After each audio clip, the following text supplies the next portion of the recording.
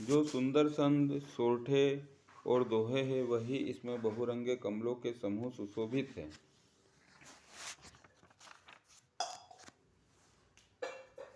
अर्थ, ऊंचे भाव और सुंदर भाषा ही पराग, पुष्परस, कमल, मकरंद, पुष्परस और सुगंध है।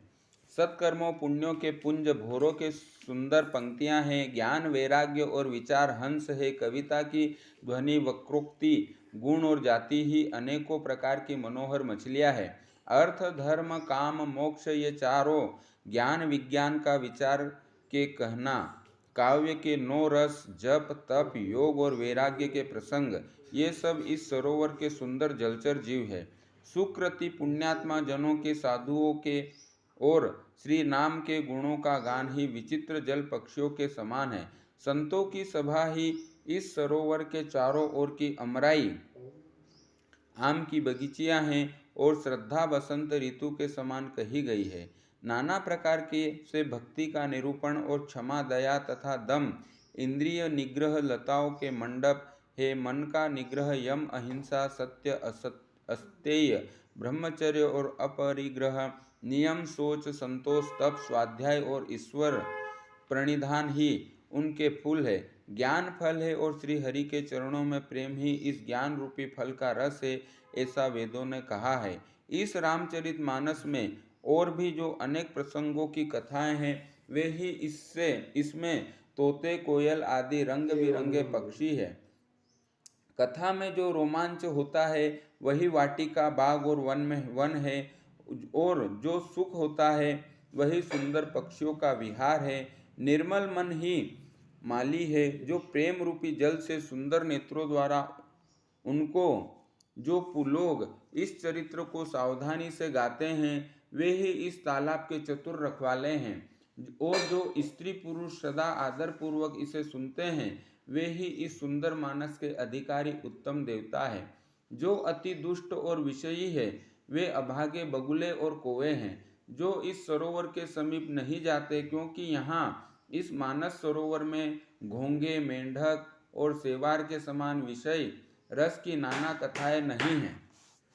इसी कारण बेचारे कौवे और बगुले रूपी विषयी लोग यहाँ आते हुए हृदय में हार मान जाते हैं, क्योंकि इस सरोवर तक आने में कठिनाइयाँ बहुत है। श्री राम जी की कृपा बिना यहाँ नहीं आया जाता।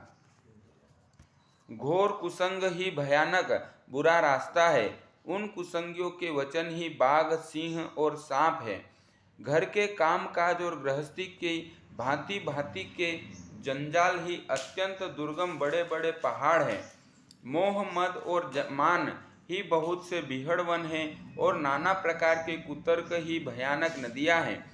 जिनके पास श्रद्धा रूपी राह खर्च नहीं है और संतों का साथ नहीं है, और जिनको श्री रघुनाथ जी प्रिय नहीं है, उनके लिए मानस अत्यंत ही अगम अर्थात श्रद्धा, सत्संग और भगवत प्रेम के बिना कोई इसको नहीं पा सकता है। यदि कोई मनुष्य कष्ट उठाकर वहां तक पहुंच भी जाए, तो वहां जाते ही उसे नींद रूपी जूड़ी आ जाती है। हृदय में मूर्खता रूपी बड़ा कड़ा जाड़ा लगने लगता है, जिससे वहां जाकर भी वह अभागा स्नान नहीं कर पाता। उससे उस सरोवर में स्नान और उसका जलपान तो किया नहीं जाता, वह अभिमान सहित लौट आता है। फिर यदि कोई उससे वहां का हाल पूछने आता है, तो वह अपने अभाग्य की बात न कहकर सरोवर की निंदा करके उसे समझाता है। ये सारे विघ्न उसको नहीं व्यापते, बाधा नहीं देते। जिसे श्री रामचंद्र जी सुंदर कृपा की दृष्टि से देखते हैं, वही आदर पूर्वक इस सरोवर में स्नान करता है और महान भयानक त्रिताप से, आध्यात्मिक, आधि दैविक, आधि भौतिक तापों से नहीं जलता। जिनके मन में श्री रामचंद्र जी के चरणों के सुंदर प्रेम है, वे इस सरोवर को कभी नहीं छोड़ते। हे भाई, जो इस सरोवर में स्नान करना चाहे, वह मन लगाकर सत्संग करे। ऐसे मानस सरोवर को हृदय में नेत्रों से देखकर और उसमें गोता लगाकर कवि की बुद्धि निर्मल हो गई। हृदय में आनंद और उत्साह भर गया और प्रेम तथा आनंद का प्रवाह उमड़ आया। उससे वह सुंदर कविता रूपी नदी बह निकली, जिसमें श्री राम जी का निर्मल यश रूपी जल भरा है। यह इस कविता रूपिणी नदी का नाम सरयू है। जो संपूर्ण सुंदर मंगलों की जड़ है। लोकमत और वेदमत इसके दो सुंदर किनारे हैं। यह सुंदर मानस सरोवर की कन्या सरयू नदी बड़ी पवित्र है और कलयुग के छोटे बड़े पाप रूपी तिनकों और वृक्षों को जड़ से उखाड़ फेंकने वाली है। तीनों प्रकार के श्रोताओं का समाज ही इस नदी के दोनों किनारों पर बसे हुए पूर्वे गांव और नगर है, और संतों की सभा ही सब सुंदर मंगलों की जड़ अनुपम अयोध्या जी है। सुंदर कीर्ति रूपी सुहावनी सरयू राम भक्ति रूपी गंगा जी में जा मिली। छोटे भाई लक्ष्मण सहित श्री राम जी के युद्ध का पवित्र यश रूपी सुहावना महानद सोन उसमें आ मिला। दोनों के बीच में भक्ति रूपी गंगा जी की धारा ज्ञान और वैराग्य के सहित शोभित हो रही है। ऐसी तीनों तापों को डराने वाली यह तिमुहानी नदी राम स्वरूपी समुद्र की ओर जा रही है।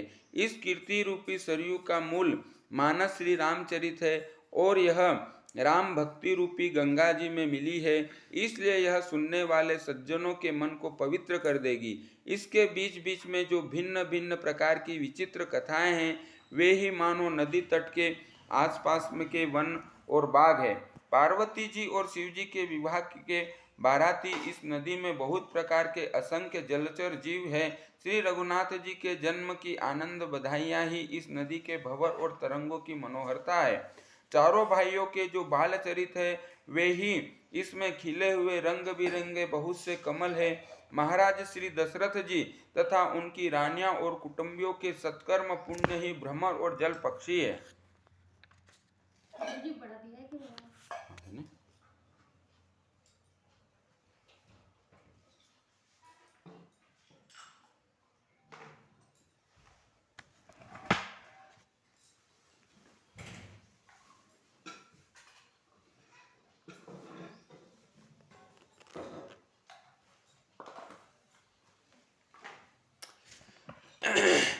सीता जी के स्वयंवर की जो सुंदर कथा है, वही इस नदी में सुहावनी छवि छा रही है। अनेकों सुंदर विचारपूर्ण प्रश्न ही इस नदी की नावें हैं और उनके विवेक युक्त उत्तर ही चतुर केवट है। इस कथा को सुनकर पीछे जो आपस में चर्चा होती है, वही इस नदी के सहारे सहारे चलने वाले यात्रियों का समाज शोभा पा रहा है। परशुराम जी का क्रोध इस नदी की भयानक धारा है और श्री रामचंद्र जी के श्रेष्ठ वचन ही सुंदर बंधे हुए घाट है। भाइयों सहित श्री रामचंद्र जी के विवाह का उत्साह इस कथा नदी की कल्याणकारिणी बाढ़ है, जो सभी को सुख देने वाली है। इसके कहने सुनने में जो हर्षित और पुलकित होते हैं, वे ही पुण्यात्मा पुरुष है, जो प्रसन्न मन से इस नदी में नहाते हैं। श्री रामचंद्र जी के राज तिलक के लिए जो मंगल साज सजाया गया, वही मानो पर्व के समय इस नदी पर यात्रियों के समूह इकट्ठे हुए हैं। कैकेयी की कुबुद्धि ही इस नदी में कोई काई है, जिसके फल स्वरूप बड़ी बड़ी भारी विपत्ति आ पड़ी। संपूर्ण अनगिनत उत्पातों को शांत करने वाला भरत जी का चरित्र नदी तट पर किए जाने वाला जप यज्ञ है। कलयुग के पापों और दुष्टों के अवगुणों के जो वर्णन है, वे ही इस नदी के जल का कीचड़ और बगुले कोवे हैं। यह कीर्ति रूपिणी नदी छहों ऋतुओं में सुंदर है। सभी समय यह परम सुहावनी और अत्यंत पवित्र है। इसमें शिव पार्वती का विवाह हेमंत ऋतु है। श्री रामचंद्र जी के जन्म का उत्साह सुखदायी शिशिर ऋतु है।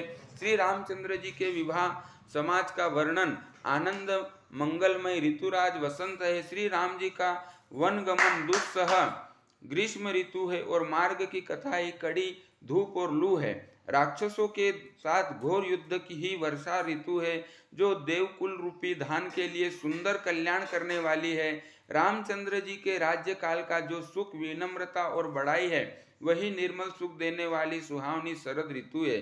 सती शिरोमणि श्री सीता जी के गुणों की जो कथा है, वही इस जल का निर्मल और अनुपम गुण है। श्री भरत जी का स्वभाव इस नदी की सुंदर शीतलता है, जो सदा एक सी रहती है, जिसका वर्णन नहीं किया जा सकता। चारों भाइयों का परस्पर देखना, बोलना, मिलना, एक दूसरे से प्रेम करना, हंसना और सुंदर भाईपना पर इस जल की मधुरता और सुगंध है।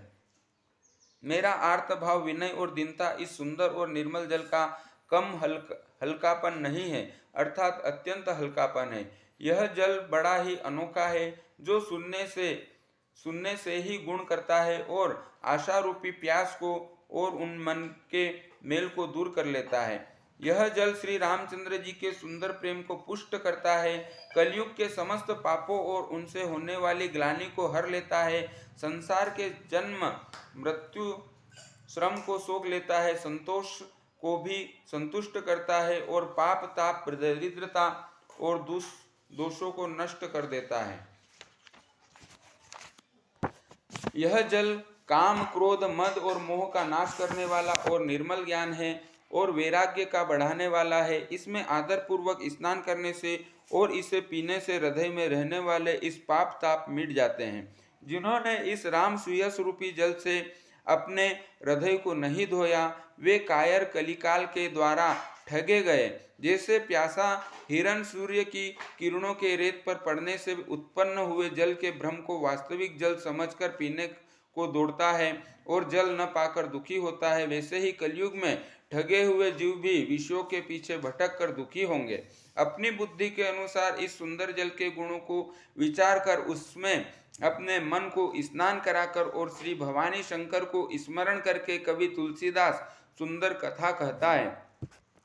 मैं अब श्री रघुनाथ जी के चरण कमलों को हृदय में धारण कर और उनका प्रसाद पाकर दोनों श्रेष्ठ मुनियों के मिलन का सुंदर संवाद वर्णन करता हूँ। भरद्वाज मुनि प्रयाग में बसते हैं, उनका श्री राम जी के चरणों में अनन्य प्रेम है। वे तपस्वी, निग्रहित चित्त, जितेंद्रिय, दया के निधान और परमार्थ के मार्ग में बड़े ही चतुर है।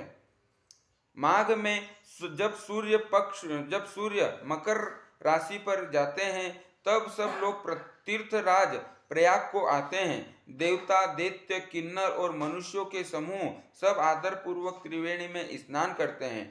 श्री वेणी माधव जी के चरण कमलों को पूजते हैं और अक्षय वट का स्पर्श करके उनके शरीर पुलकित होते हैं। भरद्वाज जी का आश्रम बहुत ही पवित्र, परम रमणीय और श्रेष्ठ मुनियों के मन को भाने वाला है।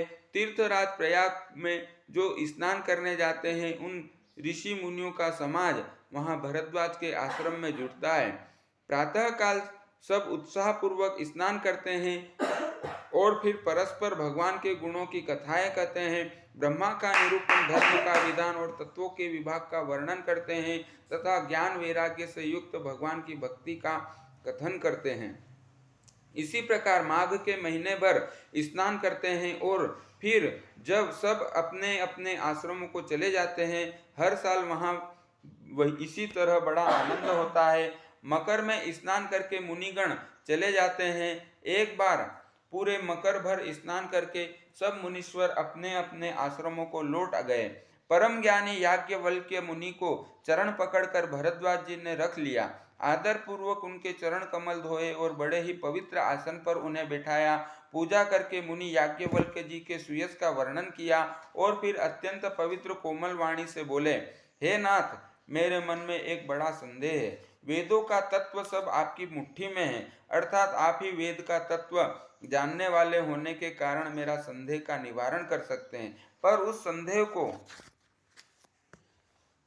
कहते हुए मुझे भय और लाज दोनों आती है। भय इसलिए होता है कहीं आप यह न समझ ले कि मेरी परीक्षा ले रहा हूँ।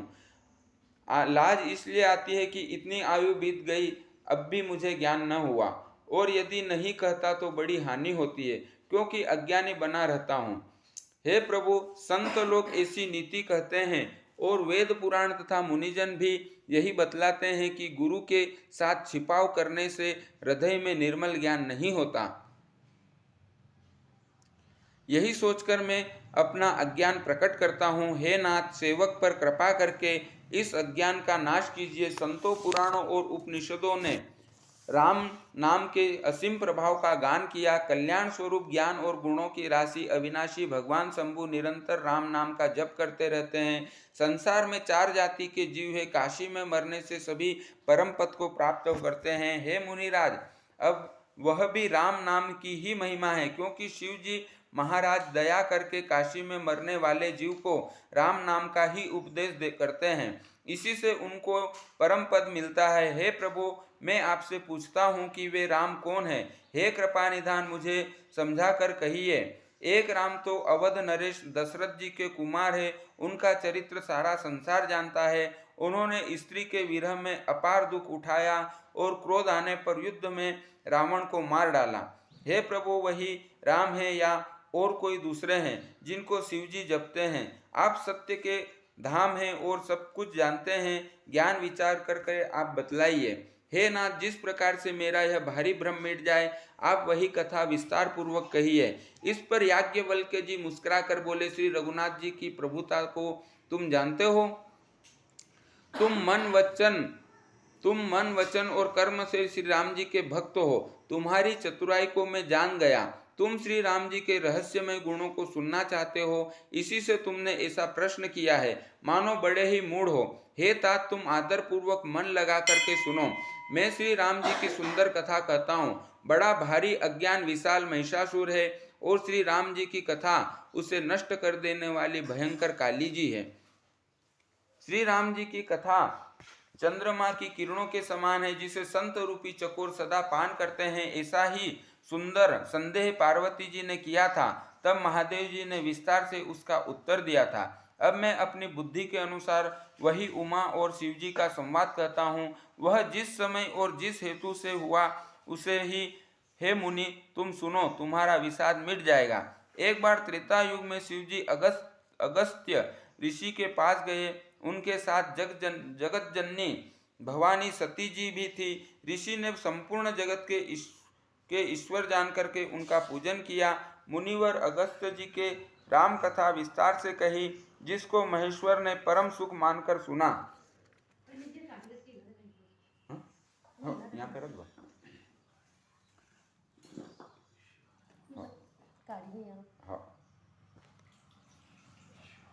ऋषि ने शिवजी से सुंदर हरि भक्ति पूछी और शिवजी ने उनको अधिकारी पाकर के रहस्य सहित भक्ति का निरूपण किया।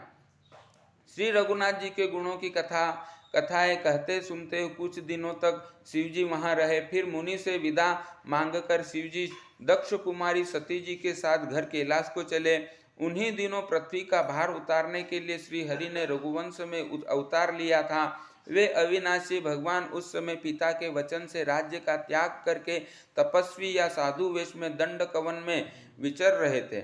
शिवजी हृदय में विचारते जा रहे थे कि भगवान के दर्शन मुझे किस प्रकार हो। प्रभु ने गुप्त रूप से अवतार लिया है, मेरे जाने से सब लोग जान जाएंगे। श्री शंकर जी के हृदय में इस बात को लेकर बड़ी खलबली उत्पन्न हो गई, परंतु सती जी इस भेद को नहीं जानती थी। तुलसीदास जी कहते हैं कि शिवजी के मन में भेद खुलने का डर था, परंतु दर्शन के लोभ से उनके नेत्र ललचा रहे थे। रावण ने ब्रह्मा जी से अपनी मृत्यु मनुष्य के हाथ से मांगी थी। ब्रह्मा जी के वचनों को प्रभु सत्य करना चाहते हैं। मैं जो पास नहीं जाता हूँ तो बड़ा पछतावा रह जाएगा। इस प्रकार शिवजी विचार करते थे, परंतु कोई भी युक्ति ठीक नहीं बैठती थी। इस प्रकार महादेव जी चिंता के वश हो गए। उसी समय नीच रावण ने जाकर मारीच को साथ लिया और वह मारीच तुरंत कपट मृग बन गया। मूर्ख रावण ने छल करके सीता जी को हर लिया। उसे श्री रामचंद्र जी के वास्तविक प्रभाव का कुछ भी पता न था। मृग को मारकर भाई लक्ष्मण सहित श्री हरि आश्रम में आए और उसे खाली देखकर अर्थात महासीता जी को न पाकर उनके नेत्रों में आंसू भर आए। श्री रघुनाथ जी मनुष्यों की भांति विरह से व्याकुल है और दोनों भाई वन में सीता को खोजते हुए फिर रहे हैं। जिनके कभी कोई संयोग वियोग नहीं है, उनमें प्रत्यक्ष विरह का दुख दे रखा गया। श्री रघुनाथ जी का चरित्र बड़ा ही विचित्र है। उसको पहुँचे हुए ज्ञानी जन ही जानते हैं। जो मंद बुद्धि है वे तो विशेष रूप से मोह के वश होकर हृदय में कुछ दूसरी ही बात समझ बैठते हैं। श्री शिवजी ने उसी अवसर पर श्री राम जी को देखा और उनके हृदय में बहुत भारी आनंद उत्पन्न हुआ। उन शोभा के समुद्र श्री रामचंद्र जी को शिवजी ने नेत्र भरकर देखा, परंतु अवसर ठीक न जानकर परिचय नहीं किया। जगत के पवित्र करने वाले सच्चिदानंद जी की जय हो। इस प्रकार कहकर कामदेव का नाश करने वाले श्री शिव जी चल पड़े। कृपा निधान शिव जी बार बार आनंद से पुलकित होते हुए सती जी के साथ चले जा रहे थे। सती जी ने शंकर जी की वह दशा देखी तो उनके मन में बड़ा संदेह उत्पन्न हो गया। वे मन ही मन कहने लगी कि शंकर जी की सारा जगत वंदना करता है, वे जगत के ईश्वर है, देवता है। जय श्री कृष्ण। पंडित जी अपनी बातों मत कहना। मनुष्य मुनि सब उनके प्रति सिर नमाते हैं। उन्होंने एक राजपुत्र को सच्चिदानंद परम धाम कह करके प्रणाम किया और उनकी शोभा देखकर वे इतने प्रेम मग्न हो गए कि अब तक उनके हृदय में प्रीति रोकने से भी नहीं रुकती। जो ब्रह्मा सर्वव्यापक माया रहित अजन्मा अगोचर इच्छा रहित और भेद रहित है और जिसे वेद भी नहीं जानते, क्या वह देह धारण करके मनुष्य हो सकता है? देवताओं के हित के लिए मनुष्य शरीर धारण करने वाले जो विष्णु भगवान है, वे भी शिव जी की ही भांति सर्वज्ञ है।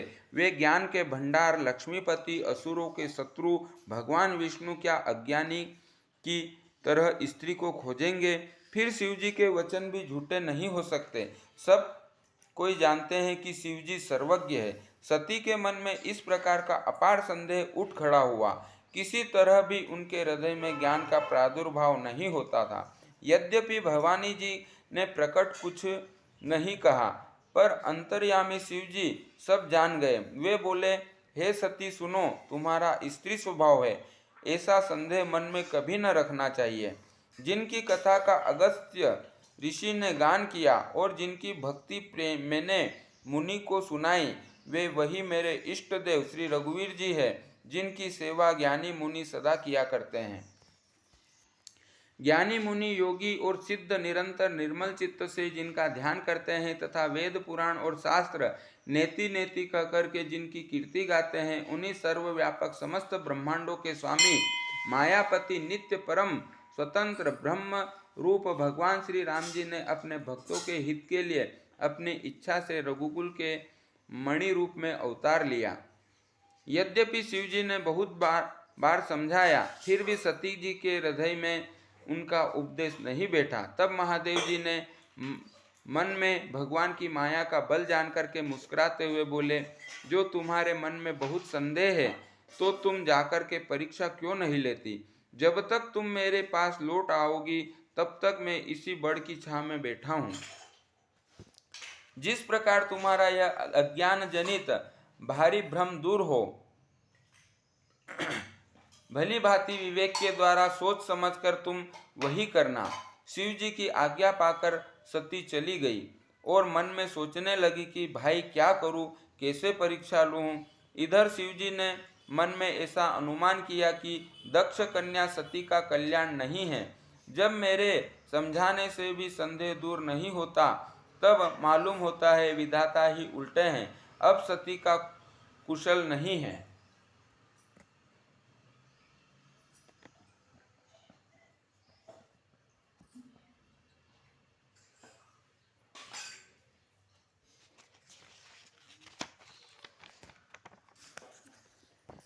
जो कुछ राम ने रचा रखा है वही होगा, तर्क करके कौन शाखा विस्तार बढ़ावे। मन में ऐसा कह करके शिव जी भगवान श्री हरि का नाम जपने लगे और सती जी वहां गई जहां सुख के धाम श्री रामचंद्र जी थे।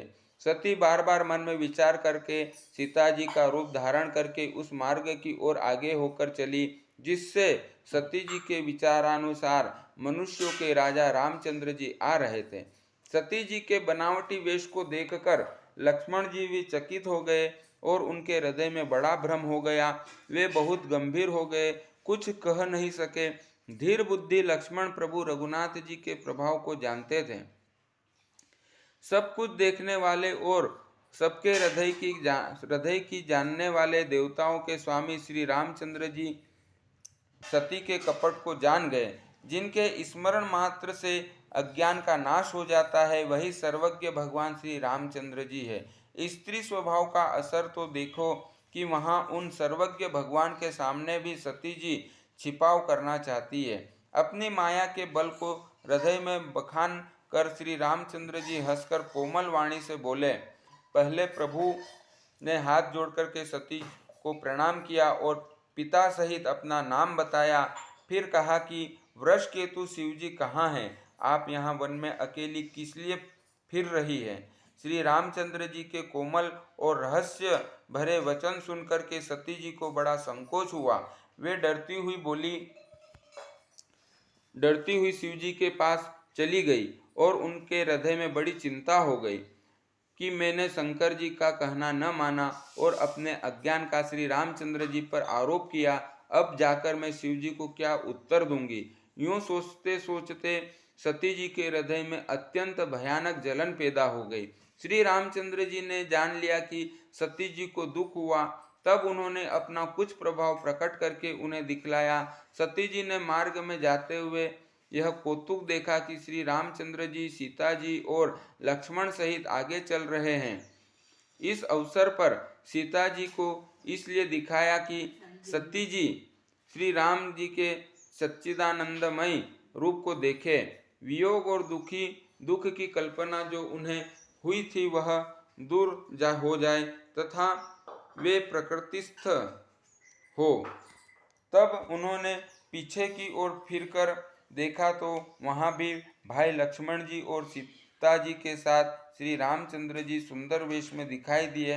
वे जिधर देखती है उधर ही प्रभु श्री रामचंद्र जी विराजमान हैं और सुचतुर सिद्ध मुनीश्वर उनकी सेवा कर रहे हैं। सती जी ने अनेक शिव, ब्रह्मा और विष्णु देखे जो एक से एक बढ़कर असीम प्रभाव वाले थे। उन्होंने देखा कि भांति भांति के वेश धारण किए सभी देवता श्री रामचंद्र जी की चरण वंदना सेवा कर रहे हैं। उन्होंने अनगिनत अनुपम सती, ब्रह्माणी और लक्ष्मी देखी। जिस जिस रूप में ब्रह्मा और देवता थे उसी के अनुरूप वे उनकी ये सब शक्तियां भी थी।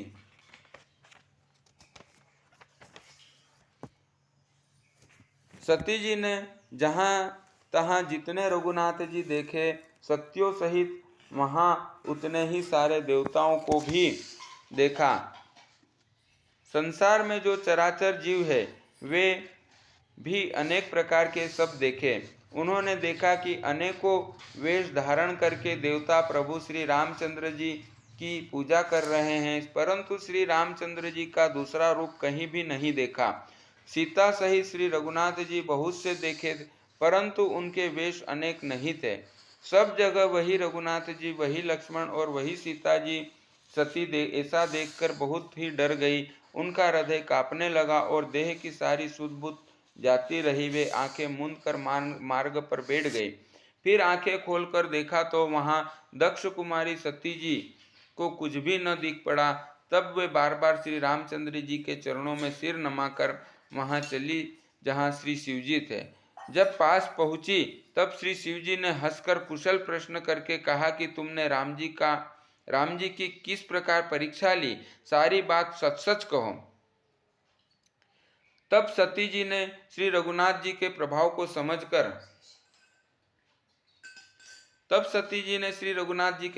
समझकर डर के मारे शिव जी से छिपाव किया और कहा, हे स्वामिन, मैंने कुछ भी परीक्षा नहीं ली, वहां जाकर आपकी ही तरह प्रणाम किया। आपने जो कहा वह झूठ नहीं हो सकता। मेरे मन में यह बड़ा विश्वास है। तब शिव जी ने ध्यान करके देखा और सती जी ने जो चरित्र किया था सब जान लिया। फिर श्री रामचंद्र जी की माया को सिर नमाया, जिसने प्रेरणा करके सती जी के मुंह से भी झूठ कहलवा दिया। सुजान शिव जी ने मन में विचार किया कि श्री हरि की इच्छा रूपी भावी प्रबल है। सती जी ने सीता जी का वेश धारण किया। यह जानकर शिव जी के हृदय में बड़ा विषाद हुआ। उन्होंने सोचा कि यदि मैं अब सती से प्रीति करता हूँ तो भक्ति मार्ग लुप्त हो जाता है और बड़ा अन्याय होता है। सती परम पवित्र है, इसलिए इन्हें छोड़ते भी नहीं बनता और प्रेम करने में बड़ा पाप है। प्रकट करके महादेव जी कुछ भी नहीं कहते, परंतु उनके हृदय में बड़ा संताप है। तब शिव जी ने प्रभु श्री रामचंद्र जी के चरण कमलों में सिर नमाया और श्री राम जी का स्मरण करते ही उनके मन में यह आया कि सती के इस शरीर से मेरी पति पत्नी रूप में भेंट नहीं हो सकती। और शिव जी ने अपने मन में यह संकल्प कर लिया। स्थिर बुद्धि शंकर जी ऐसा विचार कर श्री रघुनाथ जी का स्मरण करते हुए अपने घर अर्थात कैलाश को चले।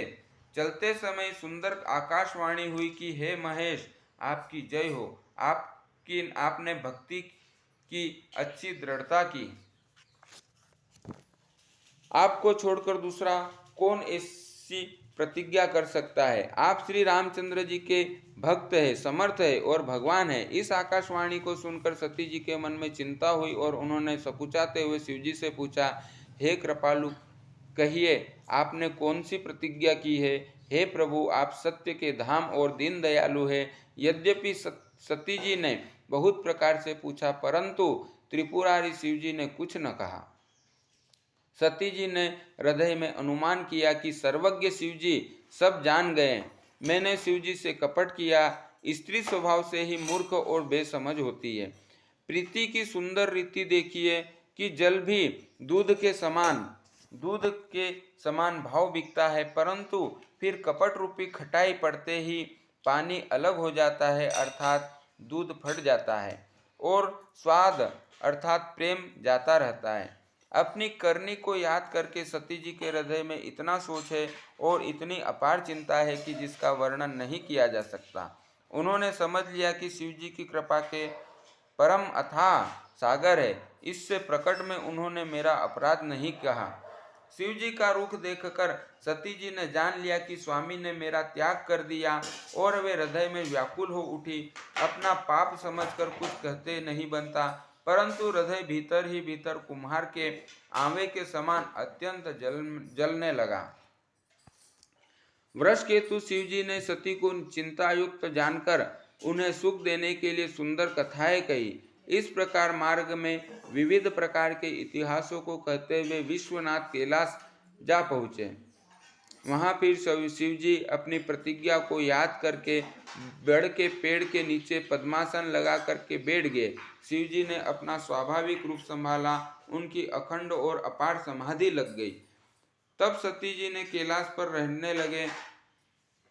उनके मन में बड़ा दुख हुआ। इस रहस्य को कोई कुछ भी नहीं जानता था। उनका एक एक दिन एक युग के समान बीत रहा था। सती जी के हृदय में नित्य नया और भारी सोच हो रहा था कि मैं इस दुख समुद्र के पार कब जाऊंगी। मैंने जो रघुनाथ जी का अपमान किया और फिर पति के वचनों को झूठ जाना, उसका फल विधाता ने मुझको दे दिया। जो उचित था वही किया, परंतु हे विधाता, अब तुझे यह उचित नहीं है। जो शंकर से विमुख होकर भी मुझे जिला रहा है। सती जी के हृदय की ग्लानि कुछ कही नहीं जाती। बुद्धिमती सती जी ने मन में श्री रामचंद्र जी का स्मरण किया और कहा, हे प्रभु, यदि आप दीन दयालु कहलाते हैं और वेदों ने आपका यश गाया है कि आप दुख को हरने वाले हैं, तो मैं हाथ जोड़कर विनती करती हूँ कि मेरी यह देह जल्दी छूट जाए। यदि मेरा शिव जी के चरणों में प्रेम है और मेरा यह प्रेम का व्रत मन वचन और कर्म आचरण से सत्य है, तो हे सर्वदर्शी प्रभो, सुनिए और शीघ्र ही वह उपाय कीजिए जिससे मेरा मरण हो और बिना ही परिश्रम यह पति परित्याग रूपी असह्य विपत्ति दूर हो जाए। दक्ष सुता सती जी इस प्रकार बहुत दुखित थी। उनको इतना दारुण दुख था कि जिसका वर्णन नहीं किया जा सकता। 87,000 वर्ष बीत जाने पर अविनाशी शिवजी ने समाधि खोली। शिवजी राम नाम का स्मरण करने लगे। तब सती जी ने जाना कि अब जगत के स्वामी शिवजी जागे। उन्होंने जाकर शिवजी के चरणों में प्रणाम किया।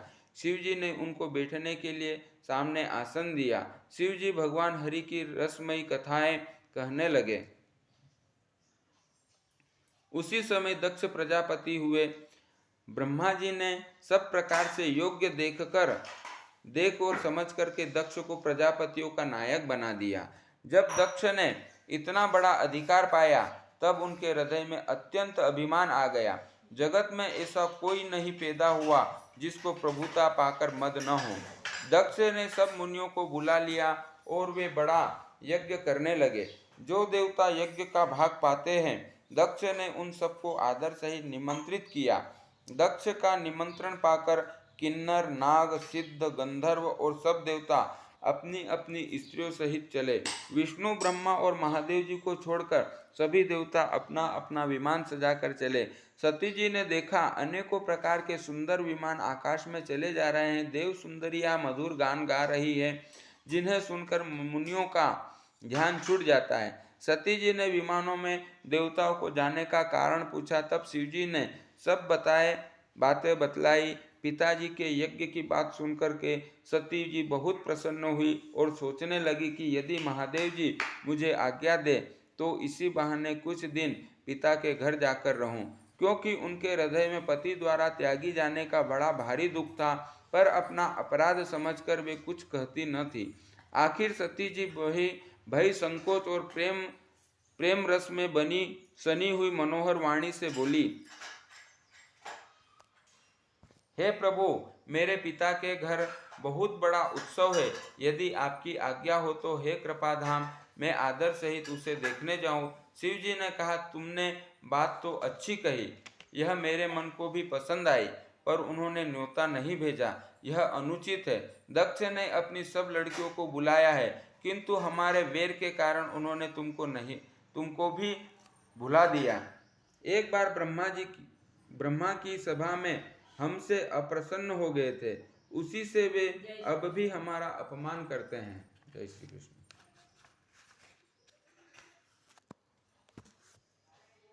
हे भवानी, जो तुम बिना बुलाए जाओगी तो न शील स्नेह ही रहेगा और न मर्यादा ही रहेगी। यद्यपि इसमें संदेह नहीं है कि मित्र, स्वामी, पिता और गुरु के घर बिना बुलाए भी जाना चाहिए, तो भी जहाँ कोई विरोध मानता हो उसके घर जाने से कल्याण नहीं होता। शिव जी ने बहुत प्रकार से समझाया, पर होनहारवश सती के हृदय में बोध नहीं हुआ। फिर शिव जी ने कहा कि यदि बिना बुलाए जाओगी तो हमारे समझ में अच्छी बात न होगी। शिव जी ने बहुत प्रकार से कह करके देख लिया, किंतु जब सती किसी प्रकार भी नहीं रुकी, तब त्रिपुरारी महादेव जी ने अपने मुख्य गणों को साथ देकर उनको आदर से विदा कर दिया। भवानी अब पिता दक्ष के घर पहुंची, तब दक्ष के डर के मारे किसी ने उनकी आवभगत नहीं की। केवल एक माता भले ही आदर से मिली, बहनें बहुत मुस्कुराती हुई मिली, दक्ष ने तो उनकी कुछ कुशल तक नहीं पूछी। सती जी को देखकर उल्टे उनके सारे अंग जल उठे। तब सती ने जाकर यज्ञ देखा तो वहां कहीं भी भगवान शिव जी का भाग नहीं दिखाई दिया। तब शिव जी ने जो कहा था वह उनकी समझ में आया। स्वामी का अपमान समझ करके सती का हृदय जल उठा। पिछला पति परित्याग का दुख उनके हृदय में उतना ही व्यापा था जितना महान दुख इस समय पति अपमान के कारण हुआ। यद्यपि जगत में अनेक प्रकार के दारुण दुख है, तथापि जाति अपमान सबसे बढ़कर कठिन है। यह समझ करके सती जी को बड़ा क्रोध हो आया। माता ने उन्हें बहुत प्रकार से समझाया बुझाया, परंतु उनसे शिव जी का अपमान सहा नहीं गया। इससे उनके हृदय में कुछ भी प्रबोध नहीं हुआ। तब वे सारी सभा को हठपूर्वक डांटकर क्रोध भरे वचन बोली, हे सभासदों और सब मुनीश्वरों, सुनो, जिन लोगों ने यहाँ शिव जी की निंदा की या सुनी है, उन सबको उसका फल तुरंत ही मिलेगा और मेरे पिता दक्ष भी भली भांति पछताएंगे। जहाँ संत शिव जी और लक्ष्मीपति विष्णु भगवान की निंदा सुनी जाए, वहाँ ऐसी मर्यादा है कि यदि अपना वश चले तो उस निंदा करने वाले की जीभ काट ले, और नहीं तो कान मूंद कर वहां से भाग जाए। त्रिपुर दैत्य को मारने वाले भगवान महेश्वर संपूर्ण जगत के आत्मा हैं। वे जगत पिता और सबका हित करने वाले हैं। मेरा मंद बुद्धि पिता उनकी निंदा करता है और मेरा यह शरीर दक्ष ही के वीर्य से उत्पन्न है, इसलिए चंद्रमा को ललाट पर धारण करने वाले वृषकेतु शिव जी को हृदय में धारण करके मैं इस शरीर को तुरंत ही त्याग दूंगी। ऐसा कह करके सती जी ने योगाग्नि में अपना शरीर भस्म कर डाला। सारी यज्ञशाला में हाहाकार मच गया। सती का मरण सुनकर के शिव जी के गण यज्ञ विध्वंस करने लगे। यज्ञ विध्वंस होते देखकर मुनीश्वर भृगु जी ने उसकी रक्षा की। ये सब समाचार शिव जी को मिले, तब उन्होंने क्रोध करके वीरभद्र को भेजा। उन्होंने वहां जाकर के यज्ञ विध्वंस कर डाला और सब देवताओं को यथोचित फल दंड दिया। दक्ष की जगत प्रसिद्ध वही गति हुई जो शिवद्रोही की हुआ करती है। यह इतिहास सारा संसार जानता है, इसलिए मैंने संक्षेप में वर्णन किया।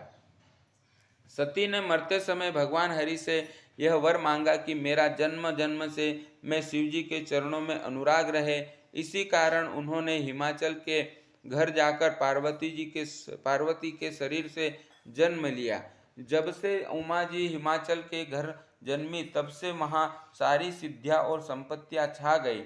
मुनियों ने जहाँ तहाँ सुंदर आश्रम बना लिए और हिमाचल ने उनको उचित स्थान दिया। उस सुंदर पर्वत पर बहुत प्रकार के सब नए नए वृक्ष सदा पुष्प फल युक्त हो गए और वहाँ बहुत तरह की मणियों की खाने प्रकट हो गई।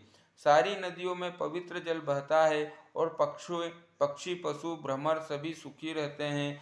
सब जीवों ने अपना स्वाभाविक वैर छोड़ दिया और पर्वत पर सभी परस्पर प्रेम करते हैं। पार्वती जी के घर आ जाने से पर्वत ऐसा शोभायमान हो रहा है जैसा राम भक्ति को पाकर भक्त शोभायमान होता है। उस पर्वतराज के घर नित्य नए नए मंगलोत्सव होते हैं, जिसका ब्रह्मादि यश गाते हैं।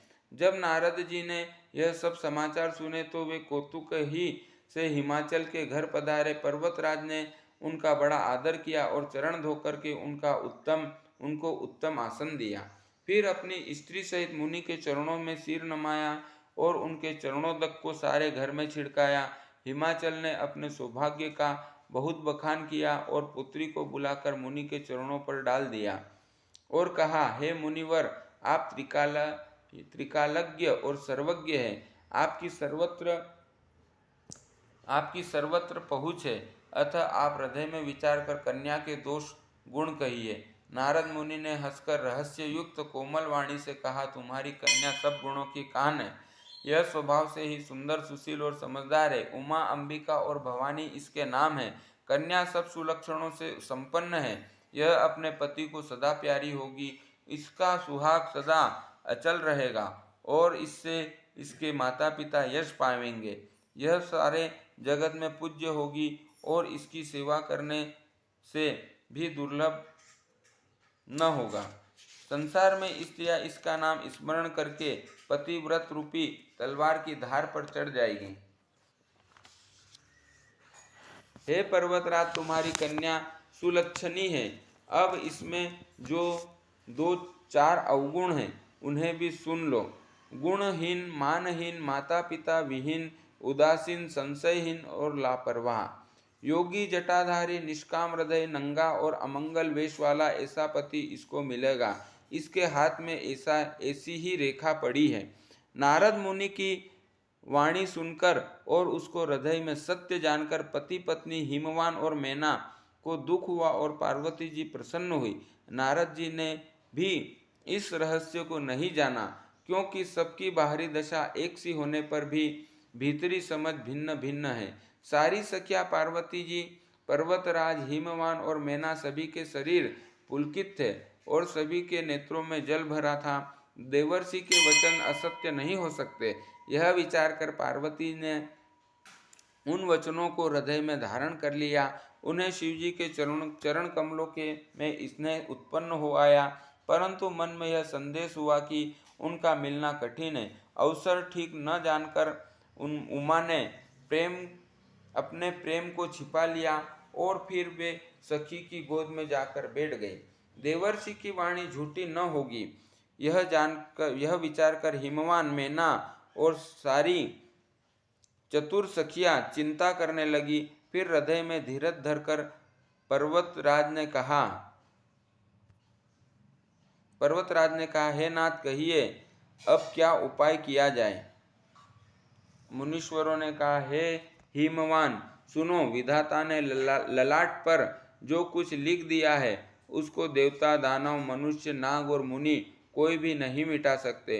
तो भी एक उपाय मैं बताता हूँ, यदि देव सहायता करे तो वह सिद्ध हो सकता है। उमा को वर तो निसंदेह वैसा ही मिलेगा जैसा मैंने तुम्हारे सामने वर्णन किया, परंतु मैंने वर के जो जो दोष बतलाए हैं, मेरे अनुमान से वे सभी शिवजी में हैं। यदि शिवजी के साथ विवाह हो जाए तो दोषों को भी सब लोग गुणों के समान ही कहेंगे। जैसे विष्णु भगवान शेषनाग की सैया पर सोते हैं तो भी पंडित लोग उनको कोई दोष नहीं लगाते। सूर्य और अग्निदेव अच्छे बुरे सभी रसों का भक्षण करते हैं, परंतु उनको कोई बुरा नहीं कहता है। गंगा जी में शुभ और अशुभ सभी जल बहता है, पर कोई उन्हें अपवित्र नहीं कहता। सूर्य और अग्नि गंगा जी की भांति समर्थक को कुछ दोष नहीं लगता। यदि मूर्ख मनुष्य ज्ञान के अभिमान से इस प्रकार होड़ करते हैं तो वे कल्प भर के लिए नरक में पड़ते हैं। भला कहीं जीव भी ईश्वर के समान सर्वथा स्वतंत्र हो सकता है? गंगा जल से बनाई हुई मदिरा को जानकर संत लोग कभी उसका पान नहीं करते, पर वही गंगा जी में मिल जाने पर जैसे पवित्र हो जाती है, ईश्वर और जीव में भी वैसा ही भेद है। शिव जी सहज ही समर्थ है, क्योंकि वे भगवान हैं, इसलिए इस विवाह में सब प्रकार कल्याण है। परंतु महादेव जी की आराधना बड़ी कठिन है, फिर भी क्लेश करने से वे बहुत जल्द संतुष्ट हो जाते हैं। यदि तुम्हारी कन्या तप करे तो त्रिपुरारी महादेव जी होनहार को मिटा सकते हैं। यद्यपि संसार में वर अनेक है, पर इसके लिए शिवजी को छोड़कर दूसरा वर नहीं है। शिवजी वर देने वाले, शरणागतों के दुखों का नाश करने वाले, कृपा के समुद्र और सेवकों के मन को प्रसन्न करने वाले हैं। शिवजी की आराधना किए बिना करोड़ों योग और जप करने पर भी वांछित फल नहीं मिलता। ऐसा कहकर के भगवान का स्मरण करके नारद जी ने पार्वती जी को आशीर्वाद दिया और कहा कि हे पर्वतराज, तुम संदेह का त्याग कर दो, अब यह कल्याण ही होगा। यूँ कहकर के नारद मुनि ब्रह्मलोक को चले गए। अब आगे जो चरित्र हुआ उसे सुनो। पति को एकांत में पाकर मैना ने कहा, हे नाथ, मैंने मुनि के वचनों का अर्थ नहीं समझा। जो हमारी कन्या के अनुकूल घर वर और कुल उत्तम हो तो विवाह कीजिए, नहीं तो लड़की चाहे कुंवारी ही रहे। मैं अयोग्य वर के साथ उसका विवाह नहीं करना चाहती, क्योंकि हे स्वामिन, पार्वती मुझको प्राणों के समान प्यारी है। यदि पार्वती के योग्य वर न मिला तो सब लोग कहेंगे कि पर्वत स्वभाव से ही जड़ मूर्ख होते हैं। हे स्वामी, इस बात को विचार कर ही विवाह कीजिएगा, जिसमें फिर पीछे हृदय में संताप न हो। इस प्रकार कहकर के मैना पति के चरणों पर मस्तक रखकर गिर पड़ी। तब हिमवान ने प्रेम से कहा, चाहे चंद्रमा में अग्नि प्रकट हो जाए, पर नारद जी के वचन झूठे नहीं हो सकते। हे प्रिय, सब सोच छोड़ करके भगवान का स्मरण करो। जिन्होंने पार्वती को रचा है वे ही कल्याण करेंगे। अब यदि तुम्हें कन्या पर प्रेम है तो जाकर उसे यह शिक्षा दो कि वह ऐसा तप करे जिससे शिवजी मिल जाए। दूसरे उपाय से यह क्लेश नहीं मिटेगा। नारद जी के वचन रहस्य से युक्त और सकारण है, और शिवजी समस्त सुंदर गुणों के भंडार है। यह विचार कर तुम मिथ्या अर्थात संदेह को छोड़ दो। शिवजी भी सभी तरह से निष्कलंक है। पति के वचन सुन मन में प्रसन्न होकर मैना उठकर तुरंत पार्वती जी के पास गई। पार्वती को देखकर उनकी आंखों में आंसू भर आए। उसे स्नेह के साथ गोद में बैठा लिया, फिर बार बार उसे हृदय से लगाने लगी। प्रेम से मैना का गला भर आया। कुछ कहा नहीं जाता। जगत जननी भवानी भी सर्वज्ञ है ठहरी। माता के मन की दशा को जानकर वे माता को सुख देने वाली कोमल वाणी से बोली, माँ सुन, मैं तुझे सुनाती हूँ।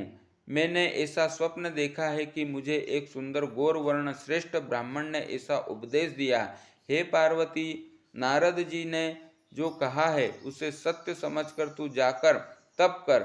फिर यह बात तेरे माता पिता को भी अच्छी लगी। तप सुख देने वाला है और दोष का नाश करने वाला है।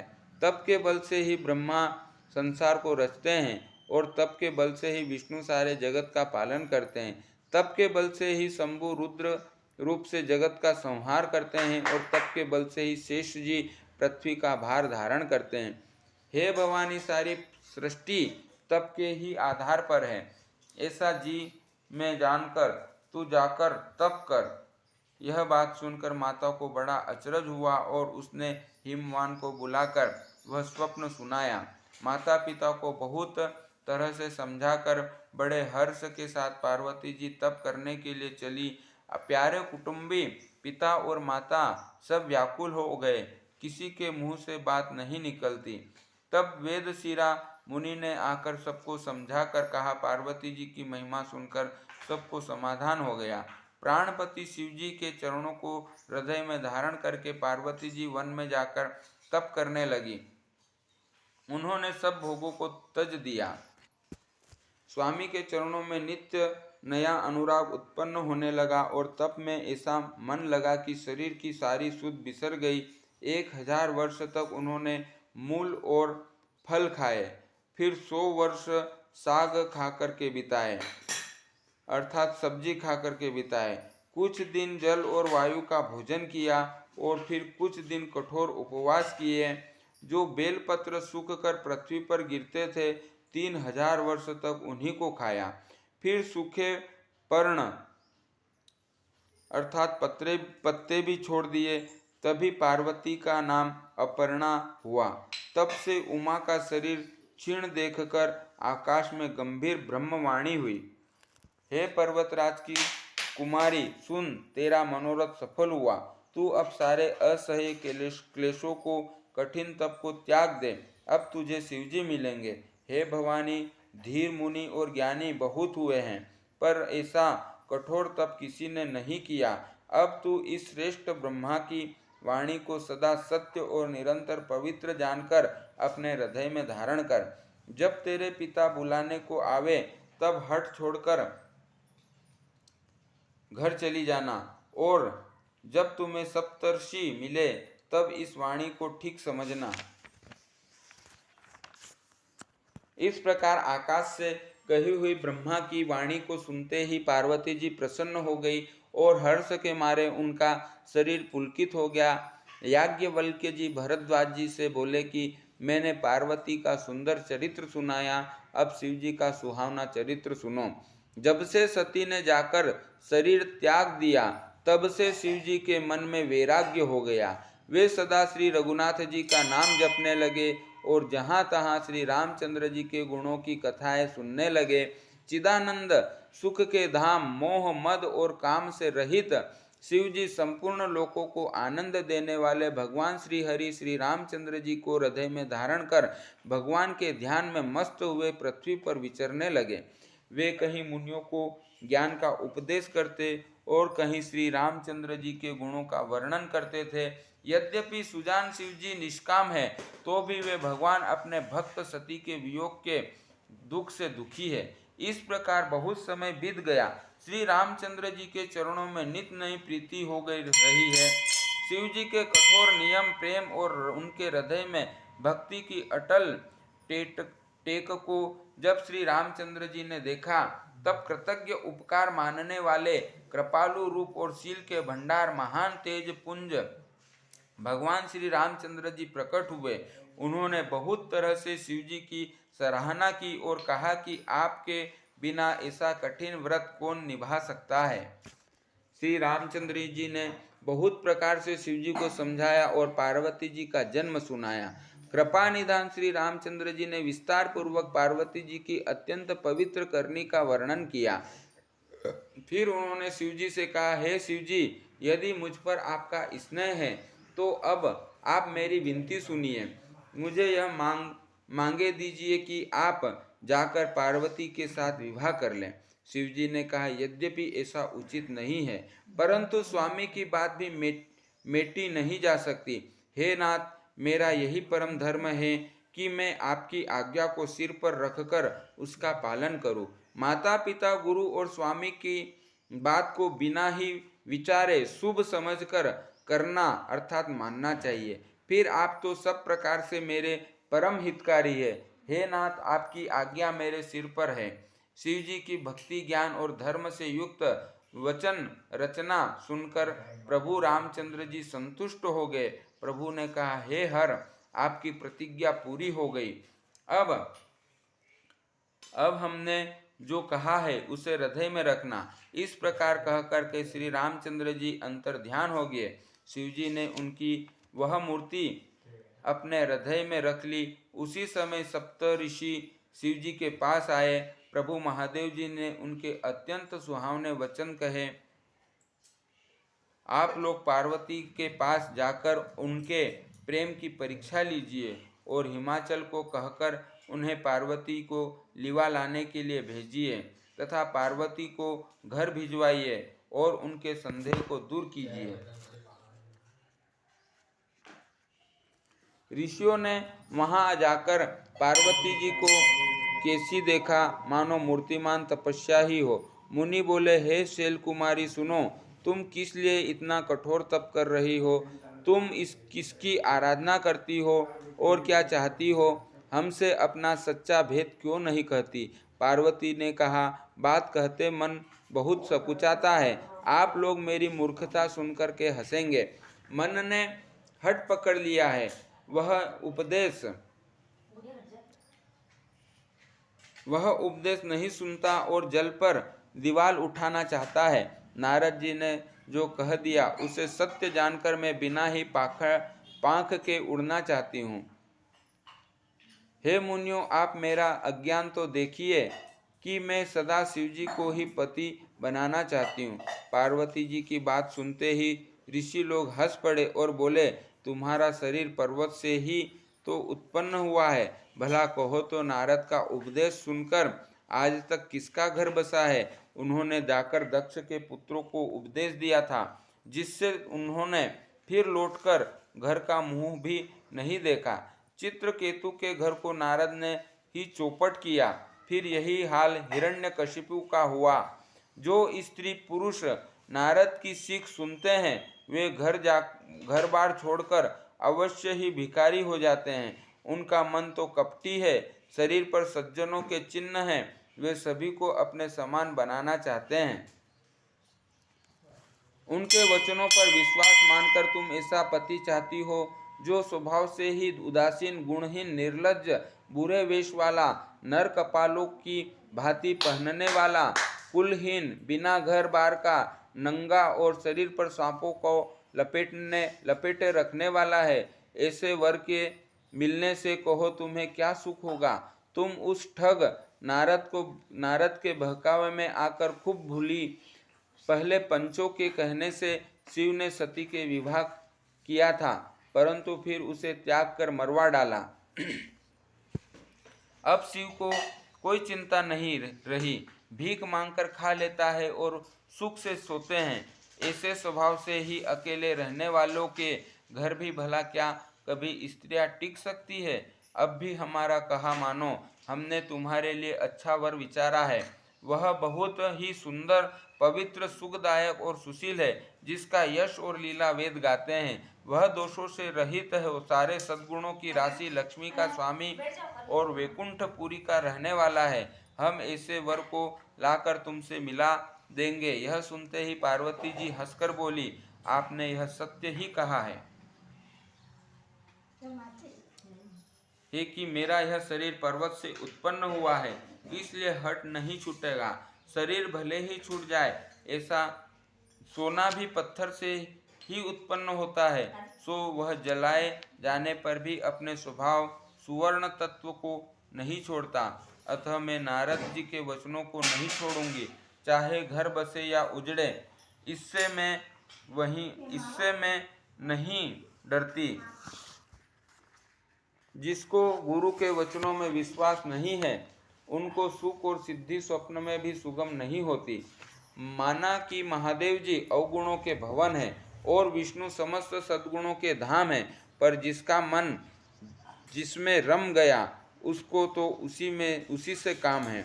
हे मुनीश्वरों, यदि आप पहले मिलते तो मैं आपका उद्देश्य सिर माथे पर रखकर सुनती, परंतु अब तो मैं अपना जन्म शिवजी के लिए हार चुकी, फिर गुणों दोषों का विचार कौन करे। यदि आपके हृदय में बहुत ही हठ है और विवाह की बातचीत बरेखी किए बिना आपसे रहा ही नहीं जाता, तो संसार में वर कन्या बहुत है।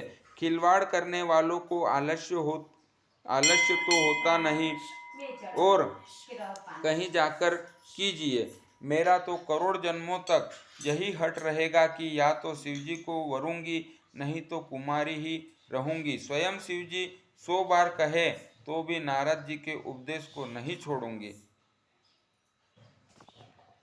जगत जननी पार्वती जी ने फिर कहा कि मैं आपके पैरों पड़ती हूँ, आप अपने घर जाइए, बहुत देर हो गई। शिवजी में पार्वती जी का ऐसा प्रेम देखकर ज्ञानी मुनि बोले, हे जगत जननी, हे भवानी, आपकी जय हो, जय हो। आप माया है और शिवजी भगवान है, आप दोनों समस्त जगत के माता पिता है। यह कहकर के मुनि पार्वती जी के चरणों में सिर नमा करके चल दिए। उनके शरीर बार बार पुलकित हो रहे थे। मुनियों ने जाकर के हिमवान को पार्वती जी के पास भेजा और वे विनीत करके उनको घर ले आए। फिर सप्तऋषियों ने शिवजी के पास जाकर उनको पार्वती जी की सारी कथा सुनाई। पार्वती जी का प्रेम सुनते ही शिवजी आनंद मग्न हो गए। सप्तऋषि प्रसन्न होकर के अपने घर ब्रह्मलोक को चले गए। तब सुजान शिवजी मन को स्थिर करके श्री रघुनाथ जी का ध्यान करने लगे। उसी समय तारक नाम का असुर हुआ, जिसकी भुजाओं का बल, प्रताप और तेज बहुत बड़ा था। उसने सब लोक और लोकपालों को जीत लिया। सब देवता सुख और संपत्ति से रहित हो गए। वह अजर अमर था, इसलिए किसी से जीता नहीं जाता था। देवता उसके साथ बहुत तरह की लड़ाइयाँ लड़कर हार गए। तब उन्होंने ब्रह्मा जी के पास जाकर पुकार मचाई। ब्रह्मा जी ने सब देवताओं को दुखी देखा। ब्रह्मा जी ने सबको समझा कर कहा, इस दैत्य की मृत्यु तब होगी जब शिवजी के वीर्य से पुत्र उत्पन्न हो। इसको युद्ध में वही जीतेगा। मेरी बात सुनकर के उपाय करो, ईश्वर सहायता करेंगे और काम हो जाएगा। सती जी ने जो दक्ष के यज्ञ में देह का त्याग किया था, उन्होंने अब हिमाचल के घर जाकर के जन्म ले लिया है। उन्होंने शिवजी को पति बनाने के लिए तप किया है। इधर शिवजी सब छोड़ छोड़कर समाधि लगा बैठे हैं। यद्यपि है तो बड़े असमंजस की बात, तथापि मेरी एक बात सुनो। तुम जाकर के कामदेव को शिवजी के पास भेजो। वह शिवजी के मन में मोक्ष उत्पन्न करे, उनकी समाधि भंग करे। तब हम जाकर के शिवजी के चरणों में सिर रख देंगे और जबरदस्ती उन्हें राजी करके उन विवाह करा देंगे। इस प्रकार से भले ही देवताओं का हित हो और तो कोई उपाय नहीं है। सबने कहा, यह सम्मति बहुत अच्छी है। फिर देवताओं ने बड़े प्रेम से स्तुति की। तब विषय 5 बाण धारण करने वाला और मछली के चिन्ह युक्त ध्वजा वाला कामदेव प्रकट हुआ।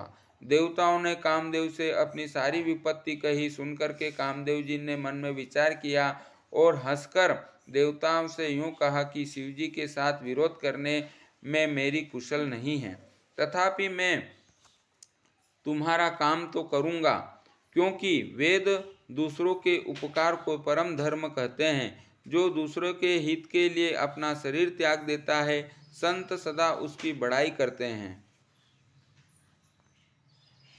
यों कहे और सबको सिर नमाकर कामदेव अपने पुष्प के धनुष को हाथ में लेकर वसंत आदि सहायकों के साथ चला।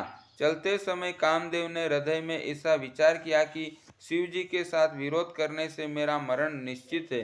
तब उसने अपना प्रभाव फैलाया और समस्त संसार को अपने वश में कर लिया। जिस समय उस मछली के चिन्ह की ध्वजा वाले कामदेव ने कोप किया, उस समय क्षण भर में ही वेदों की सारी मर्यादा मिट गई।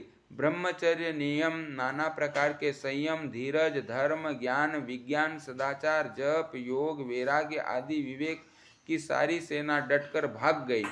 विवेक अपने सहायकों सहित भाग गया। उसके योद्धा रण भूमि से पीठ दिखा गए। उस समय वे सब सदग्रंथ रूपी पर्वत की कंदराओं में जा छिपे, अर्थात ज्ञान, वैराग्य, संयम, नियम, सदाचारी ग्रंथों में ही लिखे रह गए। उनका आचरण छूट गया। सारे जगत में खलबली मच गई और सब कहने लगे, हे विधाता, अब क्या होने वाला है? हमारी रक्षा कौन करेगा? ऐसा दो सिर वाला कौन है जिसके लिए रति के पति कामदेव ने कोप करके हाथ में धनुष बाण उठाया है? जगत में स्त्री पुरुष संज्ञा वाले जितने चर अचर प्राणी थे, वे सब अपनी अपनी मर्यादा छोड़कर काम के वश हो गए। सबके हृदय में काम की इच्छा हो गई। लताओं बेलों को देखकर वृक्षों की डालियां झुकने लगी। नदियां उमड़ उमड़ कर समुद्र की ओर दौड़ी और ताल तलैया भी आपस में संगम करने मिलने जुलने लगी। जब जड़, वृक्ष, नदी आदि की यह दशा कही गई, तब चेतन जीवों की करनी कौन कह सकता है? आकाश, जल और पृथ्वी पर विचरने वाले सारे पशु पक्षी अपने संयोग का समय भुलाकर काम के वश हो गए। सब लोग कामांध होकर व्याकुल हो गए। चकवा चकवी रात दिन नहीं देखते। देव दैत्य मनुष्य किन्नर सर्प प्रेत पिशाच भूत बेताल ये तो सदा ही काम के गुलाम हैं। यह समझकर मैंने इनकी दशा का वर्णन नहीं किया।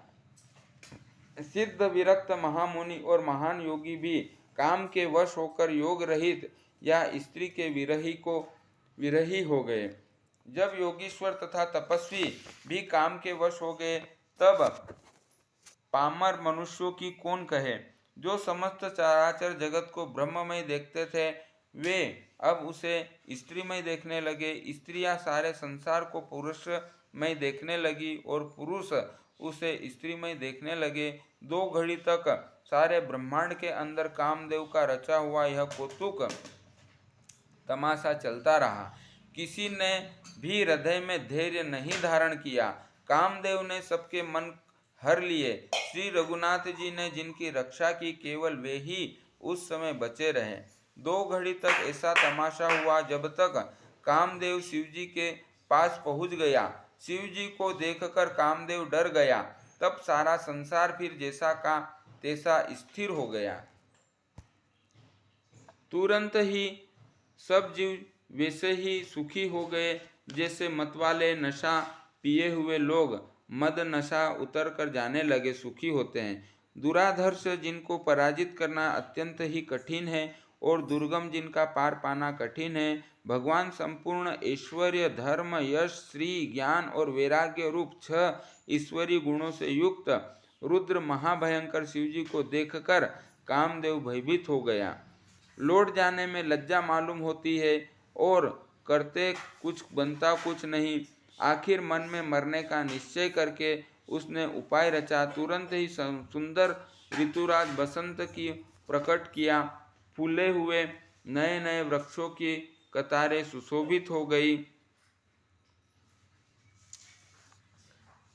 वन उपवन, बावली, तालाब और सब दिशाओं के विभाग परम सुंदर हो गए। जहाँ तहाँ मानो प्रेम उमड़ रहा है, जिसे देखकर मरे मनों में भी कामदेव जाग उठा। मरे हुए मन में भी कामदेव जागने लगा। वन की सुंदरता कहीं नहीं जा सकती। काम रूपी अग्नि का सच्चा मित्र शीतल मंद सुगंधित पवन चलने वाला लगा। सरोवरों में अनेकों कमल खिल उठ गए, जिन पर सुंदर भौरों के समूह गुंजार करने लगे। राजहंस, कोयल और तोते रसीली बोली बोलने लगे और अप्सराएं गा गा करके नाचने लगी। कामदेव अपनी सेना समेत करोड़ों प्रकार की सब कलाएं उपाय करके हार गया, पर शिवजी की अचल समाधि न डिगी। तब कामदेव जी क्रोधित हो उठा।